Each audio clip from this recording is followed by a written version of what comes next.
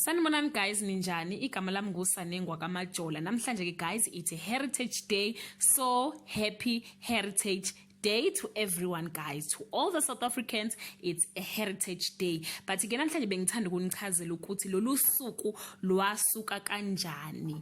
Leli holiday leli ke ngaphambi kwa 1995 kwakuwusuku lwalaziwa ngokuthi iShaka's Day, and it was only celebrated by amaZulu or the Zulu nation. Bekhumbula inkosi yamaZulu uShaka Zulu, okuyinkosi eyalwa izimpi eziningi ibumbanisa isizwe samaZulu, yalwa nabangisi yabumbanisa isizwe samaZulu. So ke eindaweni eziningi zase KZN kwakuhlangana kubungaza lolu suku, abantu begqokwe imvunulo zabo bebungaza lolu suku, besina ingoma, becula amaculo esiZulu and everything, bekhumbula usuku or bekhumbula inkosi yesizwe samaZulu uShaka Zulu.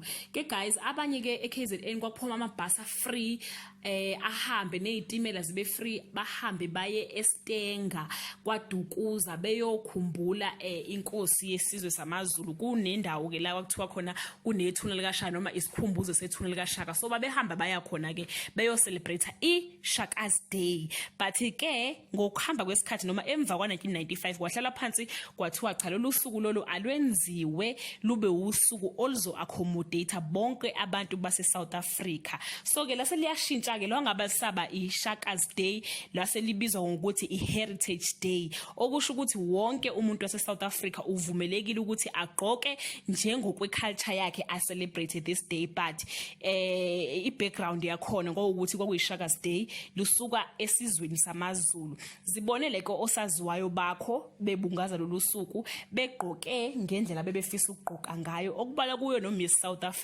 Ngicela ukuthi ushiye i-comment yakho ngenzansi ungitshela ukuthi ke wena lolu suku uligubhe kanjani. Happy Heritage Day, happy Heritage Day. Till we meet again, I love you so much guys. Bye.